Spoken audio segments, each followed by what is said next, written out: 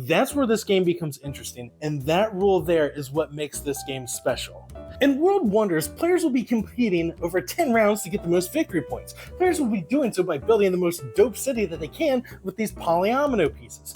Think maybe calling dibsies on Tetris pieces. Actually, Tetris pieces only have 4 squares. If you don't believe me, Google it after you finish watching the video and clicking that subscribe button down below. At the beginning of each round, you start with 7 gold. So typically during a player's turn, they will choose one of these pieces down here. And then they will pay the cost printed above it. In this case, 3. 1, 2, 3. I move my gold over. And then I have to place this touching a road or a matching color building.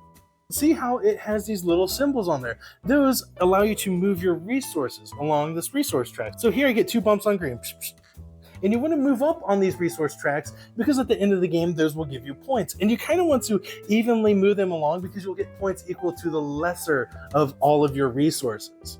Instead of purchasing one of these buildings, players can also purchase roads, which are very handy because remember, your buildings have to touch roads. So some of these roads, these long rods here, you can flip them over and they can be used as buildings to build over water.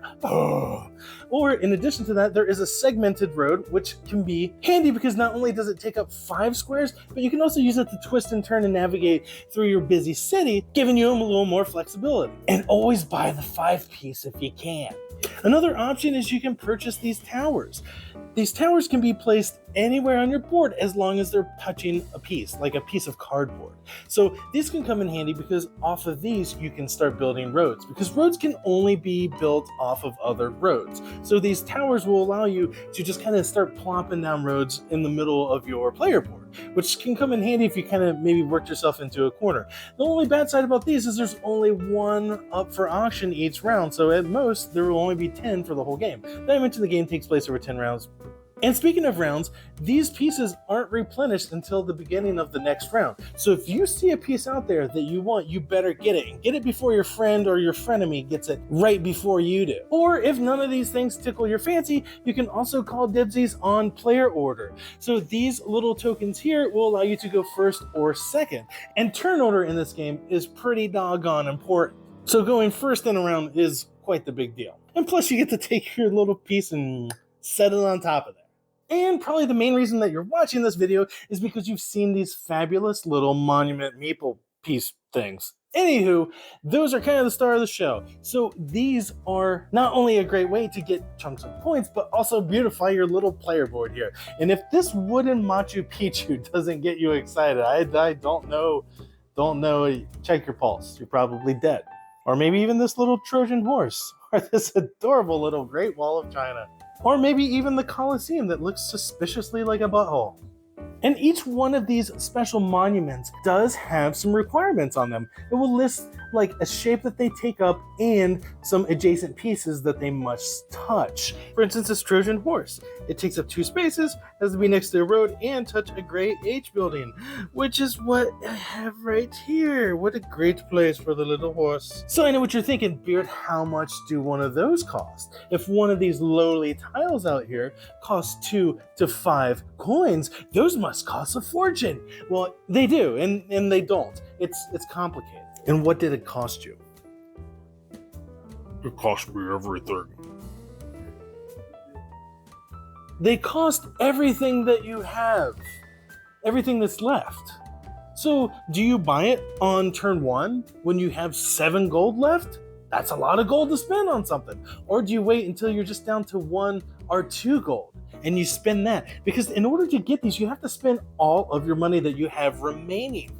The problem with that, though, is the other players sitting at the table. That's what gets in the way. That's where this game becomes interesting, and that rule there is what makes this game special. It totally turns it into a game of chicken, because so many people can typically meet a requirement on 1 or 2 of these, but you don't want to get out of the round right now. You've got buildings to buy. You've got a board that you need to fill up with these little cardboard buildings, and by golly, if you're going to let Michael take that Trojan horse from you for... I'm going on and on. I'm sorry, I forget where I was going. Well, anyways, by the end of the game, your board will look something like this. That's much more exciting, isn't it? And at the end of the game, you'll score the points from your monuments that you've built, your lowest resource on your own personal resource track, points for your population, and points for building adjacent to these natural resources. You don't have to cover them, you don't have to surround them, you just have to touch them. And you also gain points for each one of these cardboard buildings that you have completely surrounded. So that's kind of the reason that you want to cram them in there and pack them in as tight as you want, because you're going to get points for each one of those that is 100% surround, orthogonally, I think. Maybe it's diagonally too. I don't know. City districts. Players earn 1 victory point for each building tile that is surrounded on all sides by any feature other than green spaces. All its sides must be adjacent to other building tiles, road tiles, monuments, towers, natural resource spaces, water spaces, the sidewalk, or an edge of the map. And that's World Wonders in a nutshell. Blah, blah, blah, blah, blah. When I first saw this game, the first thing that stuck out were the components. Holy cow, this game has some of the best components, and the game is very reasonably priced considering all the little screen printed wooden world wonders that come with it. They're phenomenal. The cardboard and all the stuff is nice, thick. The art is chef's kiss. The art's great. Yeah, I mean, and it's kind of easy to overlook how nice some of the little cardboard buildings are, but if you look, there's some neat little details on there. The table presence on this game is phenomenal, especially once you start getting the wonders and loading up your little player board there. And speaking of the player boards, they're two-sided, so you can play where everyone has like the lake in the middle, or you can flip it over to where everyone has a slightly different river running through the middle of their board, which, you know, can be a little extra challenging. But this game isn't all glitz and glam. I think it obviously does look pretty, but man, it is a ton of fun. I really enjoy it. Drafting the pieces, trying to get the pieces that you want before your friends get it. It's easy to teach too. The rulebook is nice and clear. The game doesn't overstay its welcome. I'd say it is roughly 45 to 60 minutes. I do, however, prefer this game at 3 and 4 players. The 2-player game's okay, but the 5-player game, I feel like there's just a touch more downtime than I like for a game that, in my opinion, should be kind of fast and snappy. I will play it at 5 players, but if there's 5 players at the table, it might not be the first one that I suggest we play. However, I do really enjoy this game. It kind of scratches, I don't want to compare it to Foundations of Rome, I'm not. It kind of scratches that itch for me a little bit, but I feel that the games are different enough that this one's definitely staying in my collection, even though Foundations of Rome is my favorite game of all time currently. So with that being said though, this game is phenomenal and I love it.